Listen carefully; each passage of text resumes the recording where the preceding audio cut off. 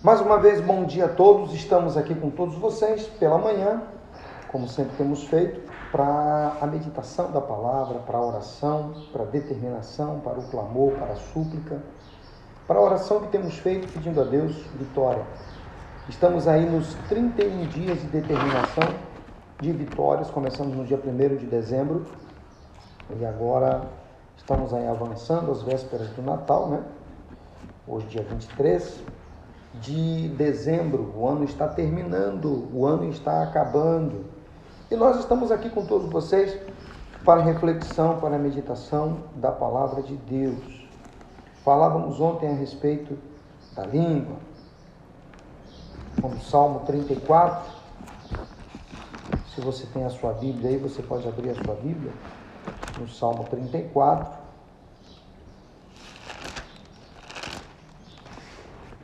Você pegou sua Bíblia aí? Salmo 34. Quem é o homem que ama a vida e quer longevidade para ver o bem? Longevidade para ver o bem.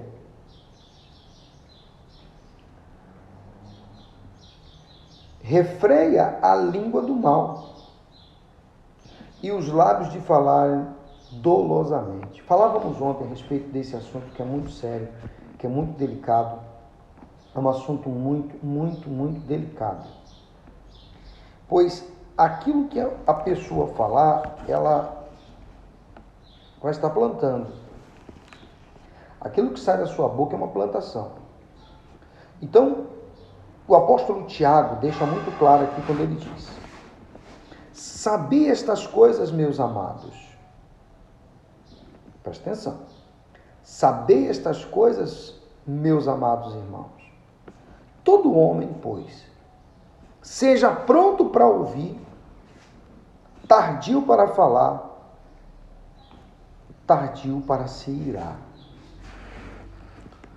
Quando nós falávamos ontem a respeito de refrear a língua, nós falávamos a respeito de colocar um controle.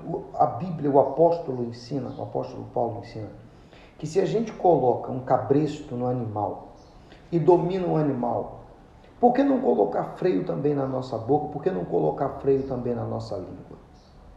Quanto já se perdeu por se falar demais? É ou não é verdade? Eu disse para as pessoas que essa tem sido uma luta constante em relação a mim, a minha pessoa. Acredito que você também tem enfrentado uma luta também em relação a isso. Refrear a língua, segurar a língua. Esses dias, por exemplo, ontem, por exemplo, foi um dia em que a gente ouve as coisas, a gente sabe que a pessoa que está falando aquilo, ou ela está sendo enganada, ou ela está sendo iludida, ou ela está tentando trazer um argumento que não convence, e você às vezes fica calado, ou ela até te provoca, e você às vezes fica calado, observando. Se você falar de imediato, não que você vai concordar, mas as situações que se você falar de imediato, você vai trazer conflitos, briga, ao invés de trazer solução. Há o momento certo, há o tempo oportuno de falar. Jesus ensina isso. Quando aquela mulher foi pega em flagrante adultério e ela, arrastada pela cidade, foi levada à presença do Senhor Jesus. A lei de Moisés é muito clara quando diz que ambos, os dois, deveriam ser levados.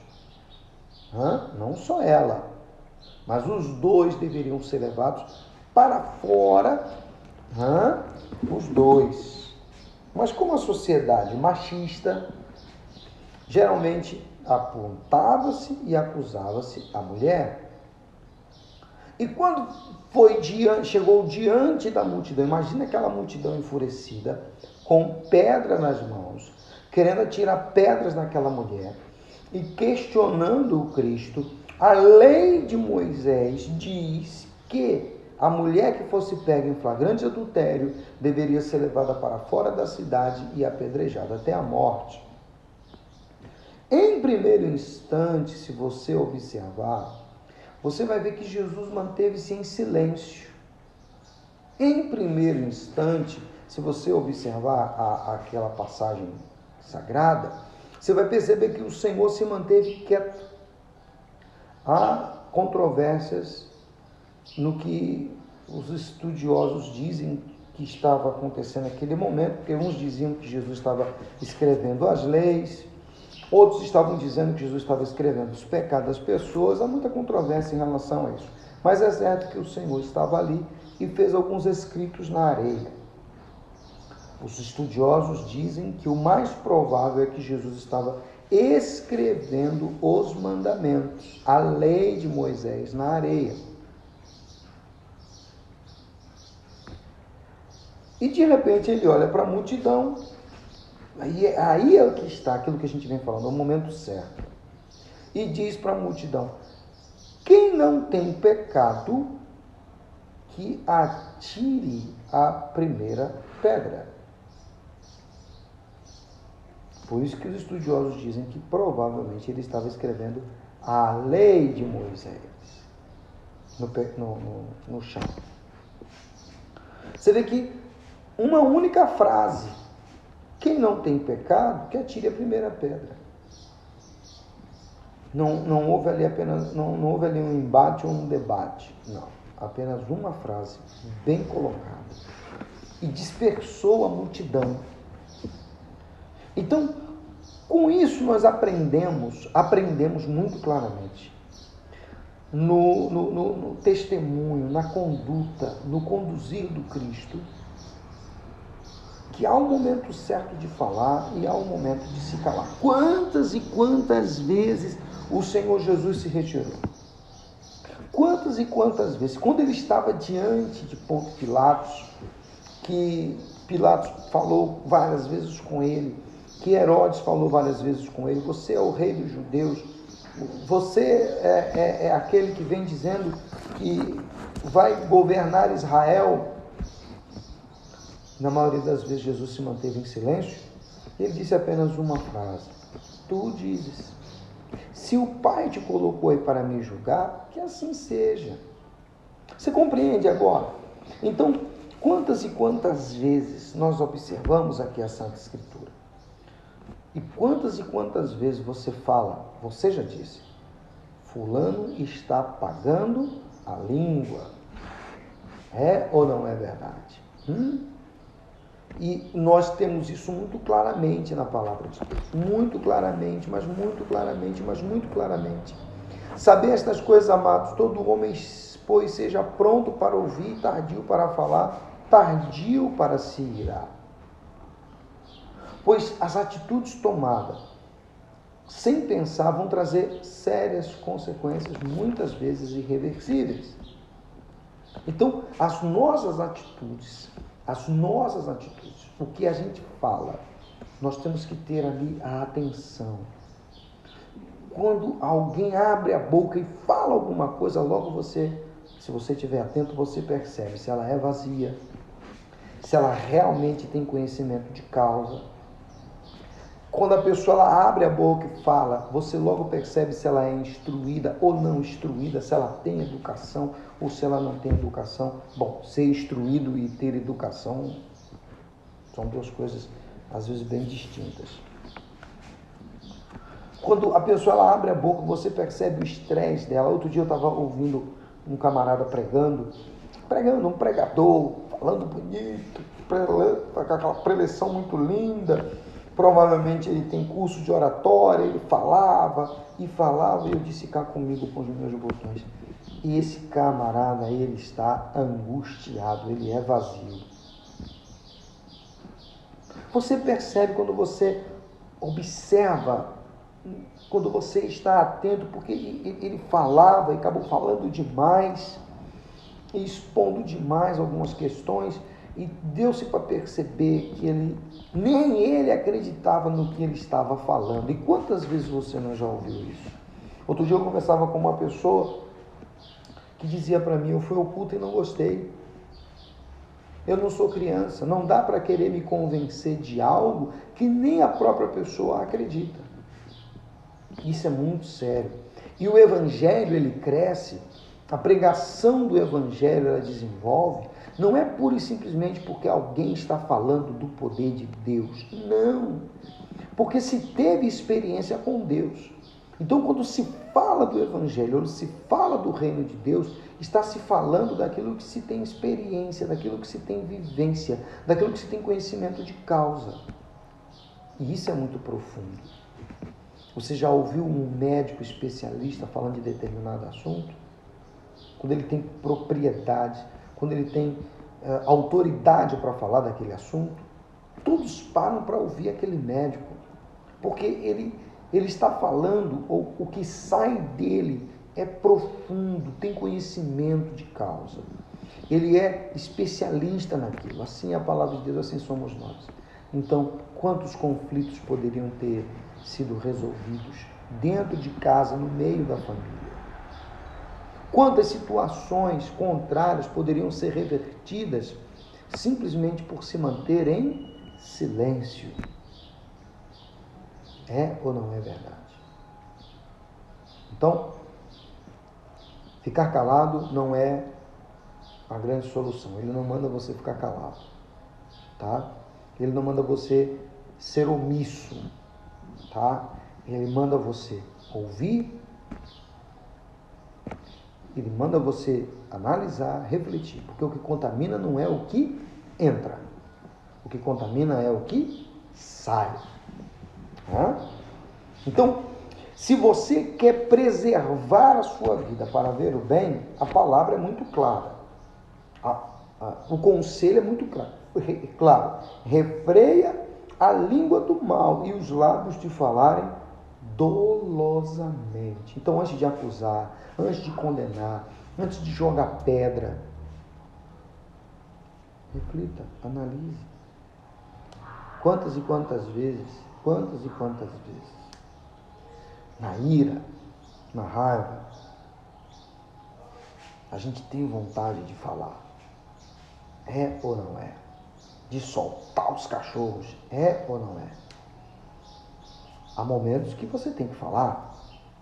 Não tenha dúvidas que você tem que repreender, que você tem que soltar os cachorros. Mas é preciso digerir primeiro, analisar primeiro. E na grande maioria das vezes, a princípio é melhor ficar calado, analisar os fatos e depois tomar a atitude. É ou não é? Outro dia eu estava, para terminar, observando um líder religioso falando mal, mas falando muito mal de uma outra pessoa que provavelmente deveria ser um dissidente daquela igreja, daquela religião, provavelmente deveria ser um dissidente, alguém que deixou de segui-lo porque viu algumas coisas que não concordava. Essa pessoa que foi defamada, ela simplesmente ouviu, gravou e foi à justiça. E esse líder religioso que se acha um Deus, agora está tendo que indenizá-lo na justiça. Porque o que esse líder religioso falou foi calúnia, difamação e era mentira. Veja, eu quero que você atente. Por que eu estou falando de um líder religioso? Porque as pessoas elas olham para os líderes religiosos e acham que eles são deuses. Não, querido, querida, o homem de Deus,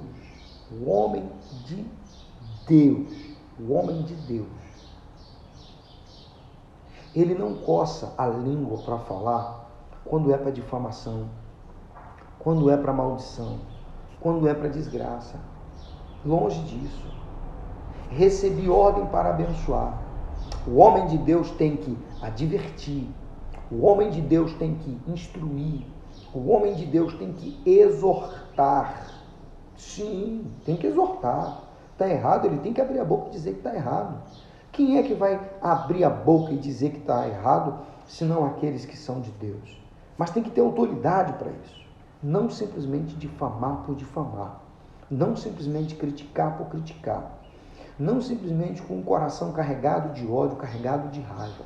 Então esse líder religioso agora ele está condenado, ele foi condenado a pagar uma indenização E como essa instituição religiosa muito grande e muito rica, foi condenada a pagar uma indenização até num volume alto para esse dissidente. Porque o dissidente estava certo, olha aí, o dissidente estava certo, estava coberto de razão, mas no momento ele ficou calado e deixou aquele que está virado derramar a sua ira em palavras. Querido, querida, Jesus Cristo é o exemplo. Você me entende? Olha, falando de um assunto sério, que as coisas começam a entender. Virou tudo aqui, mas não tem problema não, a gente chega lá. Então, quando você observa as Escrituras, você vai ver as atitudes do Senhor Jesus. Quando os discípulos estavam brigando, ele chamou e disse: tem que ser como criança, tem que ser como criança, o coração puro. Então, querido, querida, esteja atento, atenta àquilo que sai da sua boca. Esteja atento a isso. Porque aquilo que sai da sua boca é como a pedra tirada, é como a flecha que foi entesada no arco e foi lançada. As palavras que saem da sua boca, elas têm poder, tanto para construir como para destruir. Compreende? Isso é muito sério. Muito sério, muito sério, muito sério. Quantos de nós, na nossa imaturidade, eu, por exemplo, quantas vezes na minha imaturidade julguei, prejulguei. Mas hoje, com a maturidade da vida, com as coisas que acontecem, com tudo que vai acontecendo, com as circunstâncias que nos cercam, vou lhe dizer que na grande maioria das vezes é melhor se manter calado e tomar a atitude na hora certa, no momento certo. Tá certo, querido?